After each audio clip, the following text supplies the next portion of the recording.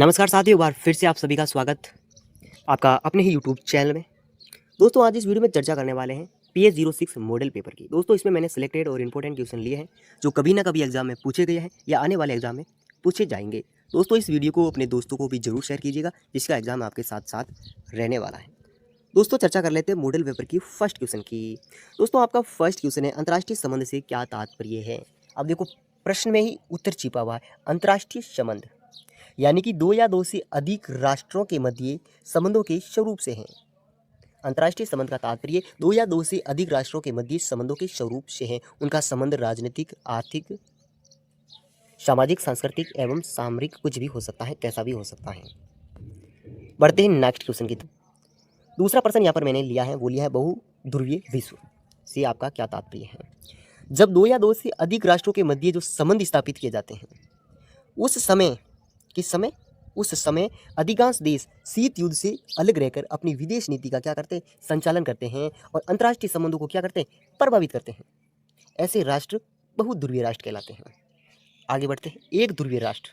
ये तीनों प्रश्न एक दूसरे से जुड़े हुए हैं, ठीक है ना, और एक परिभाषा तो जरूर पूछी जाएगी। देख लेते हैं एक ध्रुवीय राष्ट्र के बारे में। यहाँ पर सता होगा ना। यह स्थिति मुख्यतः शीत युद्ध की समाप्ति के पश्चात विकसित हुई। कौन सी? एक ध्रुवीय विश्व। मार्टिन कॉपलान के अनुसार एक ध्रुवीय विश्व में सतह का एक ही केंद्र होगा और वह अंतर्राष्ट्रीय संबंधों में महत्वपूर्ण निर्णय ही नहीं लेगा। उनका मतलब अंतर्राष्ट्रीय संबंधों का कोई महत्व नहीं है, मतलब उनका उनसे कोई मतलब नहीं है, वो एक तरफ अलग हैं। कौन? एक ध्रुवीय विश्व वाले राष्ट्र। आगे बढ़ते हैं नेक्स्ट क्वेश्चन की तरफ। नेक्स्ट क्वेश्चन है शीत युद्ध से जुड़ा हुआ प्रश्न। चलो देख लेते हैं शीत युद्ध के प्रमुख कारण। कौन सा? उस कारण को बताना है। तो शीत युद्ध का प्रमुख कारण है, वो क्या है? प्रमुख कारण है वैचारिक मतभेद, जर्मनी में समस्याएं, हथियारों की होड़ और कोरियाई युद्ध है। ये क्या है? मुख्य कारण है। यहाँ पर आप स्क्रीन पर देख ही सकते हैं। शीत युद्ध से जुड़ा प्रश्न आपको एग्जाम में छोटा बड़ा कैसा भी देखने को मिल सकता है। शीत युद्ध का अर्थ। शीत युद्ध संयुक्त राज्य अमेरिका और सोवियत रूस के बीच उत्पन्न तनाव की स्थिति को शीत युद्ध के नाम से जाना जाता है। द्वितीय विश्व युद्ध के दौरान संयुक्त राज्य अमेरिका, ब्रिटेन, सोवियत संघ ने कंधे से कंधा मिलाकर दूरी राष्ट्र के कौन कौन से राज्य? जर्मनी, इटली और जापान के विरुद्ध संघर्ष किया था और वही संघर्ष शीत युद्ध कहलाया। नेक्स्ट क्वेश्चन की बात कर लेते हैं। शीत युद्ध ना तो युद्ध का सशस्त्र संघर्ष था और ना ही ये शांति की अवस्था थी, यानी कि ये वैचारिक युद्ध था। उसके बारे में आपको लिखना है। नेक्स्ट क्वेश्चन जो मैंने लिया है वो लिया है आपका भारत पाक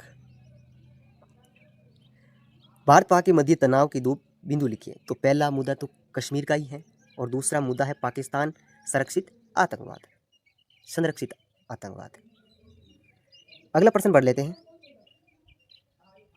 निशस्त्रीकरण विनाशकारी हथियारों यानी अस्त्रों शस्त्रों के उत्पादन पर रोक लगाना तथा उपलब्ध विनाशकारी हथियारों को नष्ट करना, यही निशस्त्रीकरण है। अगला क्वेश्चन है साथियों,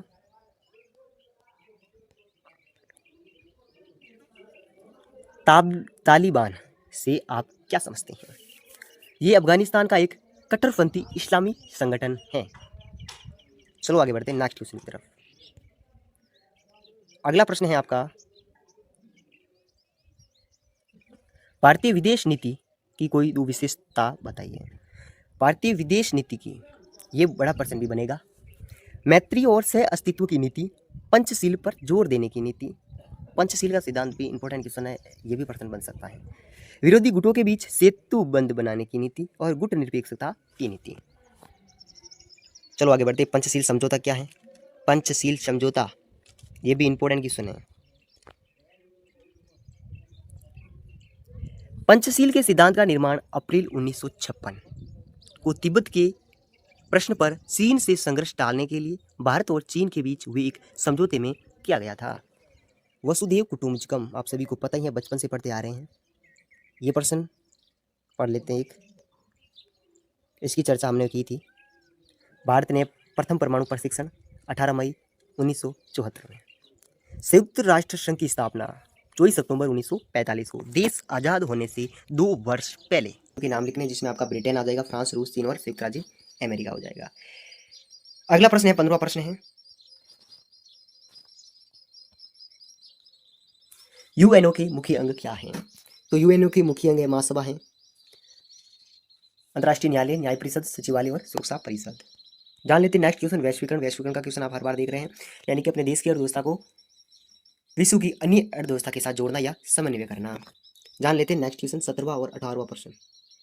दोस्तों 17वां और 18वां प्रश्न एक दूसरे से जुड़े हुए हैं। 7 में 8 दिसंबर 1985 को ढाका में एशिया के 7 देश मिलकर एक संगठन बनाया था। वो संगठन सार्क के नाम से जाना जाता है और इसमें कुल 7 देश थे, लेकिन वर्तमान में ये देश 8 हो गए हैं और ये आर्थिक व राजनीति का एक संगठन है। जान लेते हैं नेक्स्ट क्वेश्चन तेल कूटनीति। यहाँ पर खेलकूद नहीं होगा, तेल कूटनीति होगा, जिसका आशय क्या आप देख सकते हैं। ओपेक, जान लेते हैं ओपेक का। ओपेक की स्थापना 1960 में हुई थी। वर्तमान में 14 सदस्य हैं। इसका मुख्यालय वियना ऑस्ट्रिया में है। इसका पूरा नाम तेल निर्यात देशों का संगठन है। ठीक है ना, इसका पूरा नाम है, ये ओपेक का पूरा नाम है। स्वेच नहर समस्या क्या है, जान लेते हैं स्वेच नहर समस्या क्या है। 1956 में पहले इजराइल तथा बाद में ब्रिटेन और फ्रांस द्वारा मिस्र पर किया गया एक आक्रमण है, वो स्वेज संकट कहलाता है। प्रश्न संख्या यहाँ पर देख सकते हैं, थोड़ा टाइम हो गया ज़्यादा वीडियो शूटिंग के समय, आप देख सकते हैं ये तीनों प्रश्न इंपॉर्टेंट हैं। 3 बाल्टिक राज्य, यहाँ पर 24वां प्रश्न, लिथुआनिया, लाटविया, एस्टोनिया आदि प्रश्न आपको देखने हैं। आतंकवाद का प्रश्न भी आपको देखना है। यहाँ पर देख सकते हैं आप 26वां और 27वां प्रश्न। जान लेते हैं the end of history and the last man, लेखक का नाम बताइए। तो फ्रांसिस फुकुयामा है। इनकी और भी रचनाएं हैं दोनों की, यह आपको देखनी है। अन्य महत्वपूर्ण प्रश्नों की चर्चा कर लेते हैं, ये भी एग्जाम में पूछे जा सकते हैं। उत्तर दक्षिण संवाद, द्वितात, सैन्य वैश्वीकरण, ये प्रश्न हमने पढ़ लिया है, और कुवैत वाला, ये भी प्रश्न आपको देखना है। अब अपन जान लेते हैं ये लघुत्रात्मक और निबंधात्मक, मेन चीज तो ये है ना। चलो जान लेते हैं इसमें आपको कौन कौन से प्रश्न पढ़ने हैं। चलो, वैसे टॉपर को सब पढ़ने हैं, और जो विद्यार्थी चाहता है कि मुझे तो सिर्फ पास होना है, तो जान लेते हैं। सबसे पहले आपको गुट निरपेक्षता का सिद्धांत पूरा पढ़ना है, उसके बारे में पूरी विस्तृत जानकारी लेनी है। कैसा भी प्रश्न आपको देखने को मिल सकता है, प्रश्न पूछने का तरीका अलग हो सकता है, वो चीज़ आपको पढ़नी है। उसके बाद में आपको थोड़ा शीत युद्ध, थोड़ा नहीं पूरा शीत युद्ध के बारे में, कारण परिणाम, शीत युद्ध को परिभाषित करते हुए सारी बात आपको पढ़नी है। भारत की विदेश नीति आपको पढ़नी है। इस दोनों में से एक प्रश्न आपको रेडी करना है। मेरे हिसाब से खाड़ी ईरान संघर्ष के कारण परिणाम और पूरा प्रशिक्षण देखना है। आतंकवाद की परिभाषा देते हुए इसकी विवेचना करते हुए ये प्रश्न भी आपको देखना है। उसके बाद में फुकुयामा के इतिहास का अंत सिद्धांत की विवेचना करनी है। दोस्तों आपको मॉडल पेपर पसंद आया तो लाइक कर दीजिएगा और अपने दोस्तों को भी जरूर शेयर कीजिएगा।